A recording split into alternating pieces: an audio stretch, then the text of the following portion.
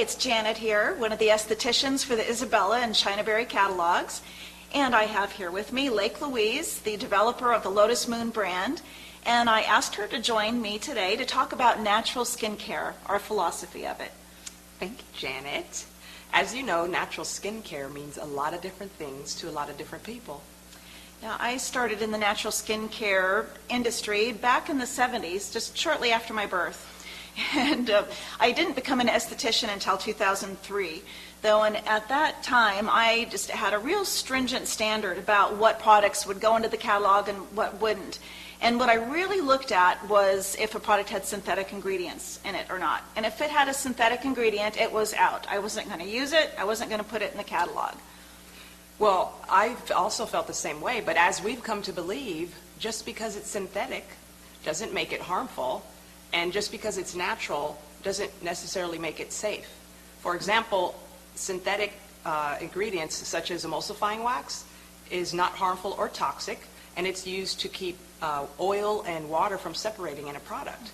Another example of a natural ingredient is if you have an allergy to nut oils and you use a product that contains almond oil or any other sesame oil, for example, you're going to have an allergic reaction to that. So again, just because it's natural doesn't necessarily make it good for your skin.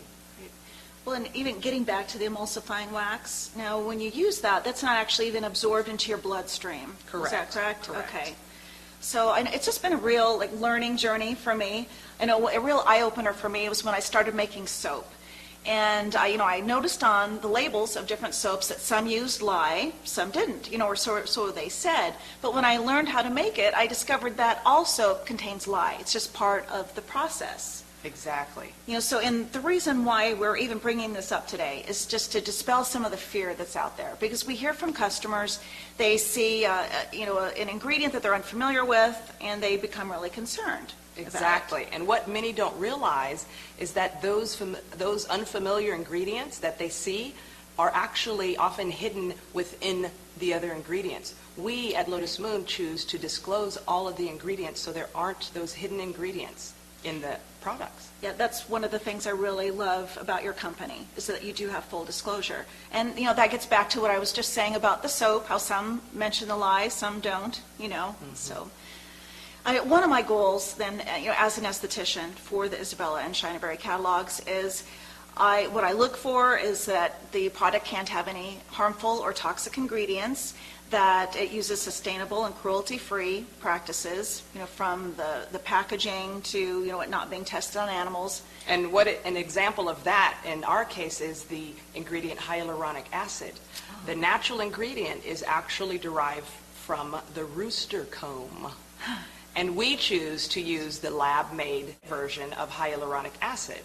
It is not harmful or toxic, but to keep in line with our cruelty-free practices, we've chosen to do that.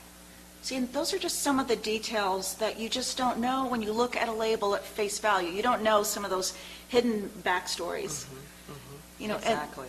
And and even equally as important is that the products actually work. Yes.